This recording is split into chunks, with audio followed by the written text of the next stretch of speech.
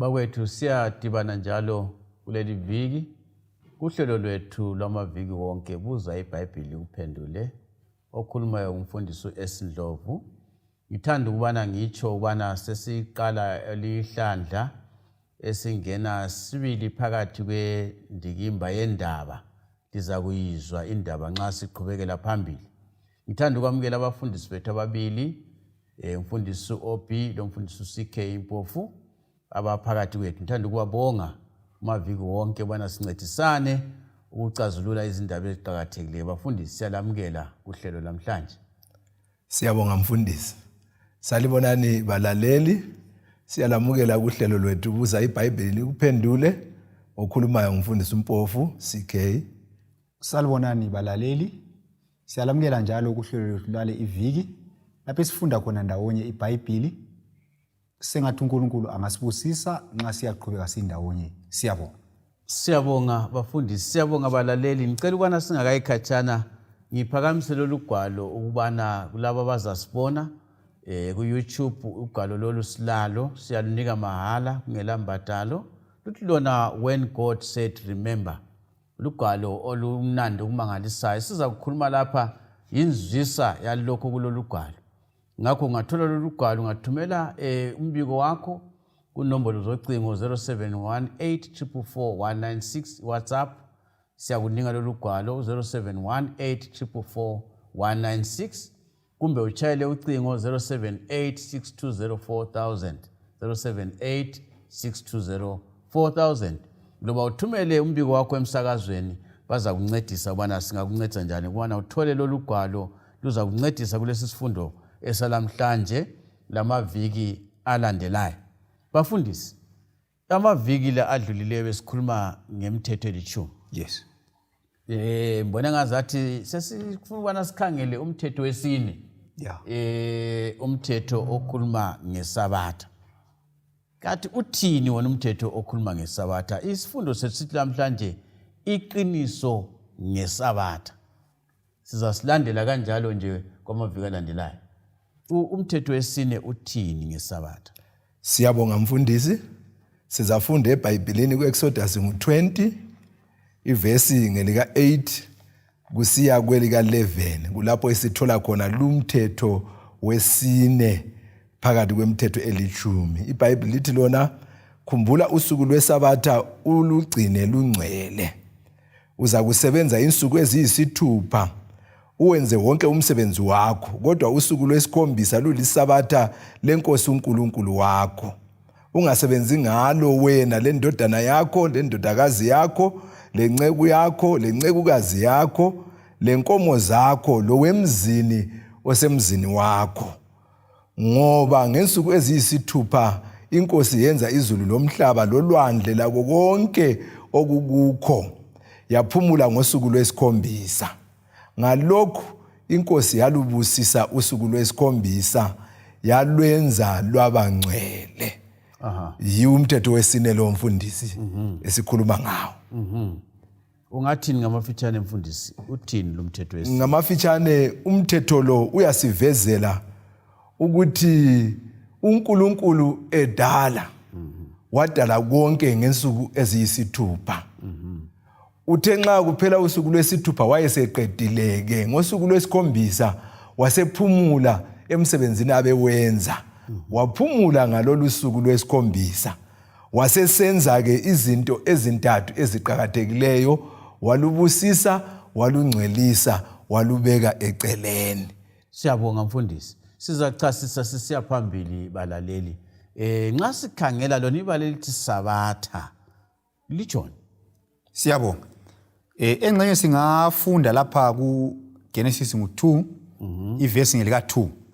Ithi yona iBhayibhili ngosuku lwesikhombisa uNkulunkulu wawuqeda umsebenzi wakhe abewenza. Waphumula ngosuku lwesikhombisa emsebenzini wakhe wonke abewenza. Ngifisa ukuthi sikhangele igama elithi waphumula eBhayibhelini lesindebele. Igama leli elithi isabatha ligama elithathelwa kulimi lwesiHebheru. Liveza isenzo okwakuqala. Nxa liveza isenzo ngolimi lwesiHebheru kuthiwa nguShabbath. ukuthi ishabhathi kusitshoni, kusitsho ukuyekela ukusebenza kumbe ukuma ukusebenza.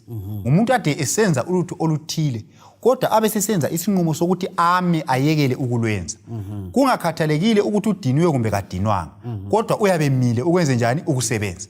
Kwesinye isikhathi umuntu lo engxenye ngumuntu asithi ngumuntu njengombazi, usebaze isitulo sakhe wasuthiseka ukuthi isitulo lesi sesiphelele, sesilongekile, sesilungele ukuthi siyethengiswa nxa ethengisa, usengaphumula, usengayekela ukusebenza. Ungafunda futhi leli gama liyakwanisa ukusebenza njengebizo libe ngushabhathi. Nxa kuthiwa ngushabhathi kutsho ukuphumula hatshi njengesenzo, kodwa ukuphumula kusitsho ibizo. So yilo igama leli. So ukuthi shabhathi isenzo lokuthi shabhathi ibizo kuvela kumpande yinye. Konke kuveza umcabango wokuphumula kumbe ukuyekela ukusebenza. Siyabonga mfundisi, mbonani kucacile. Nxa sikhangela isabatha laphiwa ngubani elipha obani bafundisi, okwenza mbuze ngalindlela ukuthi bakhona abantu bona isabatha ngelamaJuda. Kungabe kuliqiniso yini khona? Siyabonga mfundisi. Sizafunda kuGenesis isahluko sesibili amavesi amathathu akuqala, verse 1 no 2 no verse 3. Okay. Bese sicasisa. Ngiyafunda lapha. Ithona ke kwase kuphela ukwenziwa kwezulu lomhlaba nako konke okukukho. Ngosuku lwesikhombisa uNkulunkulu wawuqeda umsebenzi wakhe abewenza. Waphumula ngosuku lwesikhombisa emsebenzini wakhe wonke abewenza. uNkulunkulu wabusisa usuku lwesikhombisa walwenza lwabangcwele ngoba ngalolu suku waphumula emsebenzini wakhe wonke wokudala uNkulunkulu ayewenza. Isigaba sakuqala mfundisi, isabatha lapha sithola lisungulwa liphiwa uNkulunkulu ngokwakhe. Ngemva kokubana ke edalile ikakhulu kuGenesis kusahluko ngo1 uzuyefika lapho engibale khona, siyambona ukuthi uNkulunkulu ngosuku lwakuqala wadala, usuku lwesibili wadala, zazi zakhona insuku eziyisithupha. Ngosuku lwesikhombisa ke wasephumula. So ke usuku lolu lusungulwa nguye uNkulunkulu umdali. Okwesibili ke ngizafunda uGenesis ngo1 ivesi ngelika 26 ukuze sikubambe lokho. IBhayibhili iyazitshela lapho ukuthi ngosuku lwesithupha kusitsho ukuthi kulokunye okunengi okwakudaliwe ngosuku lwakuqala kuze kuyefika usuku lwesihlanu. IBhayibhili lithona ke uNkulunkulu wasesithi asenze umuntu ngomfanekiso wethu ukuze asifuze, abuse phezu kwenhlanzi zolwandle laphezu kwenyoni zaphezulu lezifuyo lenyamazana zonke zomhlaba lako konke okuhuquzelayo. So ke nxa silandiselwa ngokudalwa komuntu wakuqala esikwazi eBhayibhelini ukuthi nguAdam loEva, siyacasiselwa kuze kuyefika kuvesi ngelika 31. Then ke nxa usuqalisa ke kuvesi isahluko sesibili vesi ngo1 no 2 kulapho ke esiphendule khona ukuthi uNkulunkulu ngewasukula lolu suku elinika ubani uAdam loEva abantu bakuqala abadalwa kuqala. So ke ungakhangela ke kuGenesis lapho esifunde khona kwakungakabi khona abanye abantu lesinye isizwe ngaphandle kuAdam loEva. So isabatha laphiwa uAdam loEva abantu bakuqala. Ngenye indlela mfundisi, nxa uthi uAdam loEva sonke sikhona, loba umhlophe loba umsundu loba unjani sibuyela khona phansi. Kunjalo mfundisi, abantu yebo. Usizathu sokuphiwa kwesabatha laliphiwelani abantu isabatha? Siyabo. Uma kungu2 ivesi ngu27 lo 28 zingasincedisa. Ithi yona wathi kibo isabatha lenzelwa umuntu. Umuntu kenzelwanga isabatha. Kanjalo ke indodana yomuntu iyinkosi leyesabatha. Emhlabeni lapha esiphila khona vele kuvamile ukuthi umuntu nxa evele ebaza isitulo uyabe esibazela elenjongo ethile. Awungeke uthathe isitulo uthi uyaphakulela isitshebo udlele esitulweni ngoba kayisiyo njongo yokubazwa kwani kwesitulo. Ungabaza umganu. Nxa usufuna ukufakela isitshebo kumele ubaze umganu. So into lento ile njongo eyenzelwe. So lapha sivezelwa injongo yesabatha. So uNkulunkulu isabatha walidalelana. IBhayibhili lithi walenzela umuntu. Ibala lesiGreek elisetshenziswa laphana alitho ukuthi isabatha lenzelwa umJuda. Hayi, ibala lankhona lithi anthropos kusitsho human being ngesikhizi. Lenzelwa abantu bonke abadalwa ngomfanekiso kabani? kaNkulunkulu. So lisenzelwani? Isabatha ukuthi liyinzuzo ebantwini. Lenzelwa ukuthi liphathise umuntu, lisize umuntu, limsiza njani? Limsiza ngokumphumuza, ngokumnika amandla amatsha. Okuthiwa ngesilungu yi-refreshment. So nxa ngikhangele isabatha, angikhangelanga into engigqilazayo, engihlukuluzayo. Ngikhangela into eyinzuzo kimi, enginika ukuphumula komzimba lokuphumula kwengqondo. Ukuthi nxa ngiqalisa iviki elitsha, ngiliqalisa sengilamandla amatsha. So isabatha kalenzelwanga ukuthi lizogqilaza umuntu. Kodwa isabatha lenzelwa ukuthi lizosiza umuntu, lizophathisa umuntu. Yikho uJesu sithi yena uyinkosi le isabatha. Isabatha ngelakhe walidala elenzela ubani? Umuntu, ukuthi libe yinzuzo emuntwini, hatshi ukuncindezela umuntu. Kungaba liqiniso yini mfundisi ukuthi isabatha liyamncedisa umuntu? Nxa ngiyakuzwa ukuthi utsho njalo. Ke sithi umuntu angabi le ndaba lalo, kungenzakala into abe lokulahlekelwa okuthize. Kunjalo. Abafundayo laba abakhangela ngezokuphila kwabantu babaya kuveza ukuthi emhlabeni lo esisiphila kuwo ngathi ubudlelwano babantu buyadilika emakhaya. Le msebenzi ngathi production iyehla. Okunye abakunanzelelayo ukuthi umuntu angasebenza engaphumuli, uyenza amaphutha amaningi emsebenzini. Kodwa umuntu angakame mbijana ukusebenza, kuyamncedisa ukuthi enelise ukuthi akhuthazeke njalo athuthuke ekusebenzeni kwakhe. Ukuze nxa sesiyaqalisa kutsha eqhubeka wenza ngcono kulalowo kade lokho esebenza kuphela enganjani, engaphumulanga. Njalo lokhu futhi kuyancedisa ukuthi amakhaya angadiliki. Kwesinye isikhathi abantu abaningi bayagijimisa ukusebenza kokuphela 24/7. Kodwa akhohle ukunika isikhathi abantu abathandayo kumbe imuli yakhe. Abantwana begcine bengafundiswanga ngabazali, bagcine bekhula bengamahlongandlebe. Imitshato igcine idilika ngoba ubaba lo mama kabala sikhathi bendawonye. So isabatha lilungisa zonke zalezo izinhlupho. Kuthi ukuthini? Kuthi isabatha liyenza ukuthi abantu, ngiza kubeka ngesilungu mfundisi, ukuthi abantu babe productive. Kodwa abantu bangayela ukuphumula, iproduction yenze njani? Yehla. Abantu uyakhuluma indaba yakho esihlahla. Yekela sithinta indaba le. Kule competition ejayele kuyenziwa ikakhulu emazweni amakhiwo. Abelungu ukuthi ba compete bahlangene izihlahla eziningi. Bebe sebenza umncintiswano wokusaha izihlahla. So bayenza ngomunye umnyaka umncintiswano lo. Basebeqalisa ukusaha izihlahla kwaso kusiba lamanye amaxhegu amabili. Amaxhegu lawa babe sithi bona bangazwakala besaha izihlahla, isaha yabo iyathula. Basaha sakhe isaha yabo ithule, kodwa abanye babechaya mjokojo bengaphumuli. So amaxhegu la achaye athule, kwathi sokusiyamawa ekucineni kwatholakala amaxhegu la abuthanisa inqwabanqwaba lenqwabanqwaba yezigodo beqhuma izihlahla eziningi. Basebebuza ukuthi amaxhegu la lomuthi kathi indaba bona kade bethula kodwa yiba basaka izihlahla ezinjani. Thina sisaka mjokojo kuthi balomuthi amaxhegu la athi asilamuthi. Lina lokho lisaka kwampani izihlahla amasaha yena ade siba buthundu. Thina ethu besilokho siyilola. Ngase sibuyela ukuyasaka izihlahla isakhe eziningi kakhulu ukwedlula linezenu ezingalolwanga. So kuqakathekile ukuthi umuntu akaphumule ngesabatha, alolwe umzimba lo ulolwe ukuze ayenelise ukuthi nxa ebuyele emsebenzini awisele phansi izihlahla eziningi. Ayimnandi indaba. Siyabonga mfundisi, enxa yokungezelela khonapho. Sithathe umfanekiso wemota. Nxa uyithenga imota uyabuphiwe umganga okumele uhambe ngayo imota.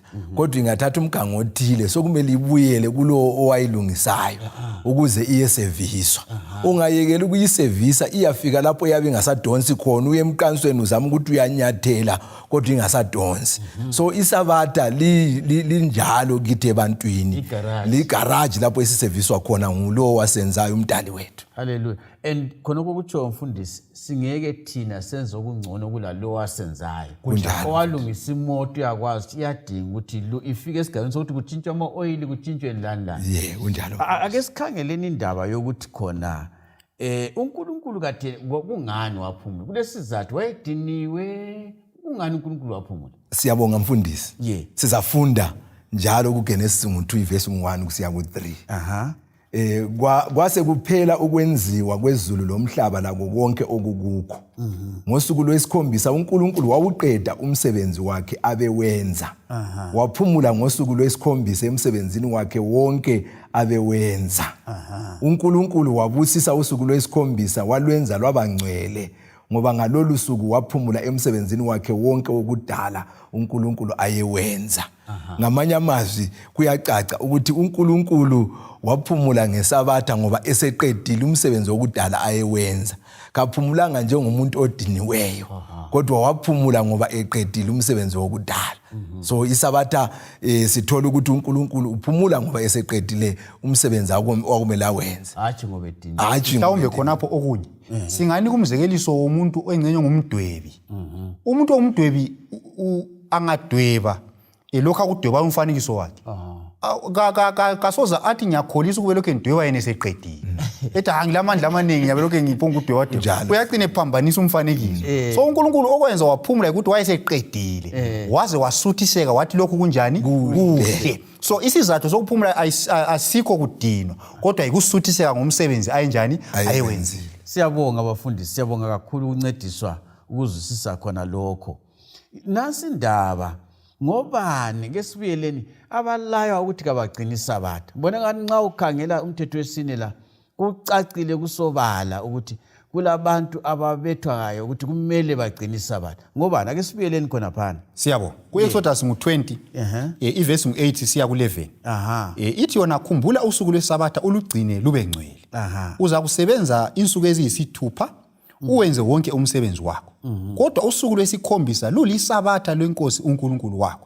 Ungasebenzi ngalo wena lendodana yakho, lendodakazi yakho, lenceku yakho, lencekukazi yakho, lenkomo zakho, lowemzini osemzini wakho. So lapha kuqanjiwe ukuthi okumele bagcine uSabatha ngobani. Okwakuqala ngabazali abayibo abanikazi bomuzi kumele baphumule. So akuvumi umzali ukuthi athi lina lizaphumula mina ngizabe ngisebenza. Akuvumi khonoko.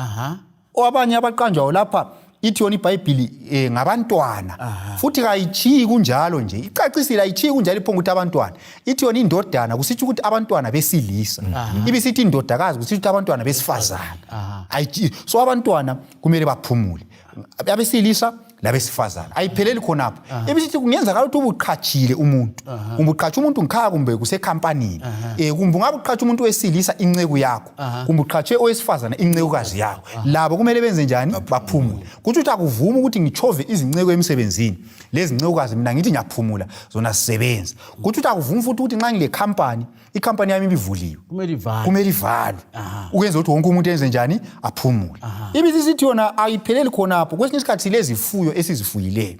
Kumbe amathuluzi ethu esilawo. So lapha iBhayibhili ithi yona kumbe isifuyo sami, kumbe ngamathuluzi ami. Konke kumele kwenze njani? Kuphumule, kume ukusebenza ngosuku lweSabatha. So iSabatha ligcinwa ngomuntu wonke lakho konke esilakho esikubusiswe ngakho uNkulunkulu. Ngibona ngani kulokunye mfundiso ongasakuqambanga lapha lo hambile lesethekele esisemzini wakho. Lesethekele emzini wakho ngakathi hayi mina hambani. Lina gcina ngihamba ngehlako. Yona leyo ngenye indaba eqhathekeleyo ngoba abantu abaningi kwesinye isikhathi bangethekelelwa izethekele. Bona bagcina beyekela ukuyakhonza. Bathi hayi bagcine bengena komunye umsebenzi. Uthi kodwa lapha iBhayibhili iyasikhuthaza ukuthi nxa kulesethekele esisemzini wami kumele silandele khona lokho okwenziwa ngaphi ngekhaya lapha sigcine usuku lwani lweSabatha. Sikhonapho engxenye mfundisi kukhona okunye omele sikugcizelele. Nxa kuthiwa sigcine usuku lweSabatha lungcwele, kumele silugcine labo mkethu. Isizathu esenza ukuthi ngikukhulume lokhu mfundisi ukuthi hantsho abantwana bakhulunyiwe, inceku zikhulunyiwe. Kodwa omunye angathi engxenye umngami kangimuzwanga. So siyakwazi ukuthi ungafunda uGenesis 2 verse 24 lo 25 iyakutshela ukuthi umuntu lo mkakhe sebenyamanye. Yiyo imule ukukhulunywa ngayo ngumfundisi ukuthi sonke kumele sigcine usuku lwangeSabatha. Siyabonga abafundisi. Ake sikhangeleni amagama lapha. Ukubusisa, ukuphumula lokungcwelisa kutshoni nxa kuthiwa iSabatha labusiswa siyaphinda kodwa. Siyabonga. Sesike sakukutsho kodwa senzele ukugcizelela. Ukuqinisa ukuthi kucace kakuhle. Siyabonga. So igama leli lokuthi ukubusisa leli ligama elivamileyo kakhulu eBhayibhilini kakhulu kuTestament elidala. So ukubusisa isenzo sokumemezela ulutho oluthile. Uyabula umemezela ulutho oluthile ukuthi luphawuleke kumbe lwenze isenzo esithile esijonge ngulowo olamandla okubusisa. Njengokuthi ubaba wayelamandla okubusisa abantwana ikakhulu izibulo lakhe wayebabiza abantwana indaba zabo Jacob ziyasinika izibonelo wayethi nxa ibona iseza kufuya abiza abantu bakhe abesesenza isenzo sokubabusisa nxa ebabusisa laphana uyabe senzani uyabanika amandla lamalungelo okuba yisibusiso emulini so nxa kuthiwa isabatha liyisibusiso kuthi uNkulunkulu walimemezela ukuthi kumele libe lusizo ebantwini kumele libe yisibusiso ebantwini so usuku lwesabatha lubekwe nguNkulunkulu ukuthi lube yisibusiso lube lusizo yikho lokho okukhulunywa kuMakho 2 esike sakuthinta ukuthi lenzelwa umuntu so uNkulunkulu walibusisa esenzele ukuthi lincedise lisize umuntu. Siyabonga mfundisi. Engxenye sesingakhangela igama elilandelayo elithi ukuphumula. Kuthi ukuma emsebenzini yonke obuyenza. Ungananzelela kwesuku eziyisithupha siyabe siphathekile sisenza imisebenzi echiyeneyo eminye yakhona ngikuceba ngengqondo umuntu acabanga ukuthi kumele ngiplan ukuthi ngenze lokhu lalokho. So ke nxa kuthiwa siphumule emsebenzini esibamba ngezandla physical. Siphinde futhi siphumule emsebenzini esicebayo engqondweni zethu. So ke lokho kumele siphumule lakho futhi kumele siphumule futhi spiritual ukuthi sokumele siyehlukane lokucabanga ngezinye izinto bese sicabanga ngokukhulisa ubudlelwano bethu lomdali wethu. Konoko kuyasinika ukuthi sithole ukuphumula okugcweleyo. Yabonga mfundisi ukuthi uyachasisa ukuphumula asikuphumula kuphela kokwenza imisebenzi. Ingqondo layo kumele iphumule. Kunjalo. Ukwenzela ukuthi singabi lalokho kuthiwa istress angikwazi ngesindebele kuthiwa kuyini stress ukuhlukuluza lokudangala singaba lakho kumele siphumule lokwakomoya khonokho kutsho ukuthi uJesu uthi wozani kimi lonke elikhathelele lesindwayo nanza ukuthi lethi imthwalo yethu kuye yonke esisindayo. Kunjalo mfundisi. Likhona igama esingalichasisanga ukungcwelisa ekwenzani. Ukungcwelisa ligama elithi ukubeka eceleni kumbe ukuphawula. Ngingathatha imbuzi ezingu9 kube sokusiba lenkomo eyodwa. Inkomo liyana kuthiwa ingcwele ngoba kayifanani lezinye imbuzi. So usuku lwesabatha alufani lamanye amalanga lubekwe eceleni. Singanika futhi esinye isibonelo sokuthi ijaha lingakhombisa intombi kungaba labakhaphi emtchadweni abangu6 kodwa kulo yi1 wesi7 onguyi intombi umakoti wakhona akuvumi ukuthi uthole okumnawo wakho thatha kuyafana nakuvumi so ukuthi umakoti lo ungcwele wehlukile labanye so usuku lwesabatha phakathi kwamalanga ayisikhombisa usuku lwesabatha alufani lamanye amalanga ngoba lubekwe eceleni lungcwele ngubani obeke eceleni oyenza kube ngcwele nguNkulunkulu ongcwele nguye yedwa olamandla so ukuthi akuvumi ukuthi ngithi mina ngingumfundisi ngithi ngiyayenza ukuthi lube ngcwele akuvumi olamandla okwenza lokho ngoNkulunkulu nguye othe usuku lwesikhombisa lungcwele alufani lezinye insuku ukuthi alufani lezinye insuku umfundisi kuyangithokozisa ukuthi luphawulekile kunjalo mfundisi lubekwe eceleni antsho bonke ngosuku lwakuqala wadala ngosuku lwesibili wadala olwesithathu olwesine olwesihlanu olwesithupha wenza njani wadala akwenzayo ngosuku lwesikhombisa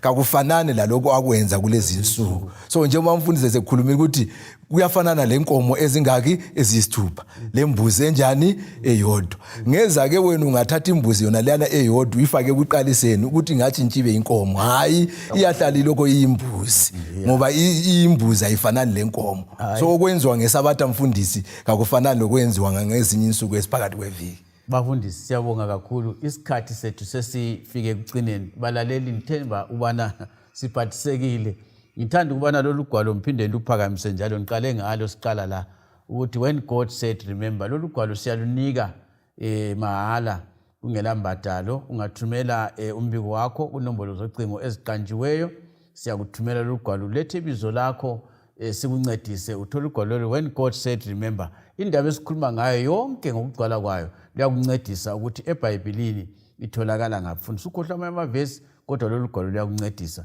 Ngithanda ukuthi ngibongela abafundisi bami mfundisi uOB lo mfundisi uCK ngithemba siza kuhlangana kuviki elizayo endaweni efana nayo ngesikhathi esifana nayo ngitshila ukubana sishuka indaba eqhakathekileyo lendaba enkulu indaba ephambi kwethu namhlanje ngithemba balaleli liyaphathiseka ngemakhaya inkosi belani sidibane njalo kuviki elizayo siyabonga.